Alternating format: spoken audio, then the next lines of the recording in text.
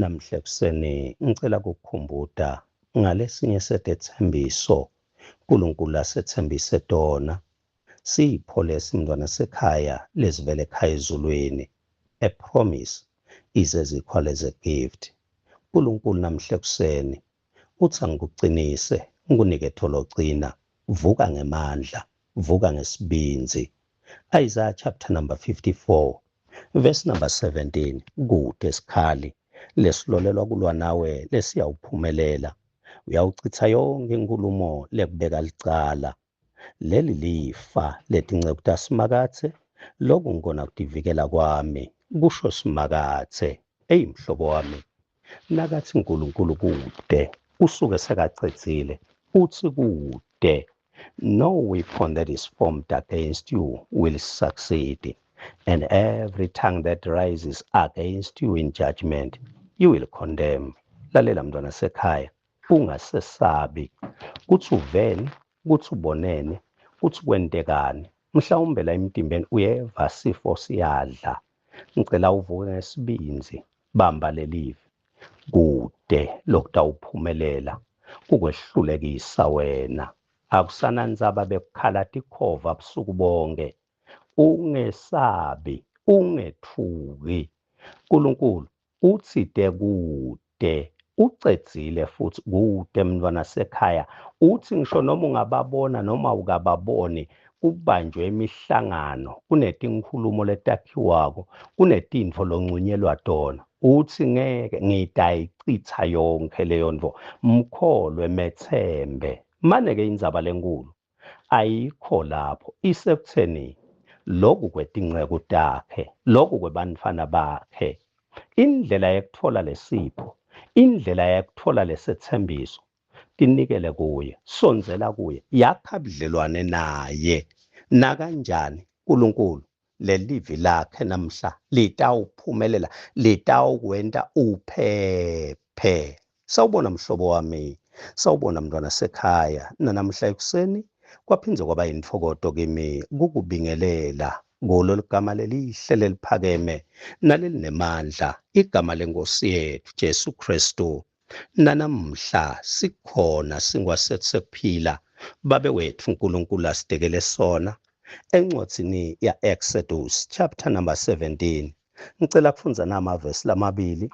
Nguvesi number 9 naye ngicela simfunze lapha ngasekugcineni, bese sizubela kuvesi number 12. Lo 9 uthi, mina ngitakwenyuka kusasa ngiye esicongweni seligcuma, ngiphethe induku uNkulunkulu langitshela ukuthi ngiyiphathe. Hey, nginembuto nje ukuthi usaphethe yona yini lolo wanikwa nguNkulunkulu? Usaphethe lona yini leli uNkulunkulu lathi liphathe? Leli vangeli losugijima ngalo lisengilo yini nali inkosi leyakuthuma ngalo? Noma sewentela kujabulisa abangani bakho, noma sewentela ukuthi jabulisa, noma ke kwatiwa kuduma sowumema abangani bakho. Lalela mntwana sekhaya, uthi Mose, ngeke kungiside kukhuphuka ngiye lapha entsabeni. Ngingakhuphuka kona kukhuphuka, but kulahla naku uNkulunkulu langinika kona.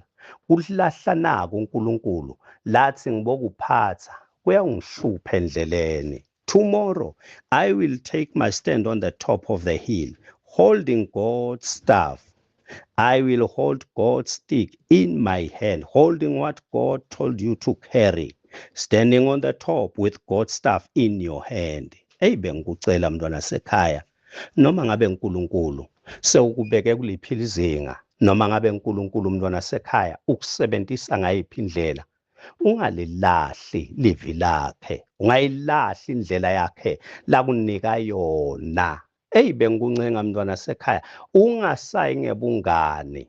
Kulamalanga sekumenywana ngebungani, sekumenywana ngekufuna umuntu adume ngoba meme bani, atiwe ibandla lakhe lathi ukuthi limeme bani. Lalela, uNkulunkulu kumisile ukuthi kuyathandazwa, kubudwe kuye ukuthi Nkosi leli bandla lidzingani, leli bandla Nkosi ngubani ingcebo yakho langalinika lokho. Asinge kuhlakanipha kwethu, asinge ngcondo yethu, asina ngelwati lwethu, kepha sibuta kuNkulunkulu.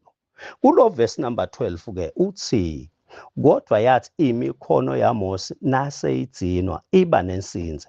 Bo-Aroni naHure bamlethela litshe ukuthi ahlale tikwalo, bona baphakamise imikhono yakhe, lomunye ngakulomunye umkhono. Ngako imikhono bayiphakamisa kwaze kwashona lilanga. Mntwana sekhaya, la noma ngabe unasiphi isimo uyabadzinga labanye, uyabadzinga labatawukubambisa. Noma ngabe mntwana sekhaya uphethe lona lingilo, but indzaba ayisingawe.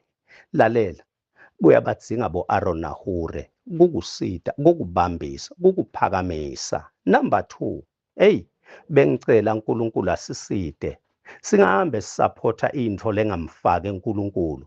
Singahambe sibambisa intfo uNkulunkulu la ngekho khona. Mntwana sekhaya, khanze bani bahlede basapota. Akunanzi abantu banengwane nasapota intfo lengenayo uNkulunkulu, nasapota intfo leseyilahle tintfo taNkulunkulu. Niyawube nidlala ngesikhathi noma ningaze niphume nijabulile nize nimemetele ukuthi hayi sibuye emvuselelweni. Lalela, nisapothe intfo lengenayo uNkulunkulu, nidlale ngesikhathi senu. Bandla laNkulunkulu kuze libandla litoncoba. La ngentansi lithi ngalesikhathi bo-Aroni naHure basapotha umsebenzi waNkulunkulu, baphakamisa sandla lesinentfo yaNkulunkulu, lesinenduku yaNkulunkulu. Lancoba, Joshua wancoba ema-Amaleki.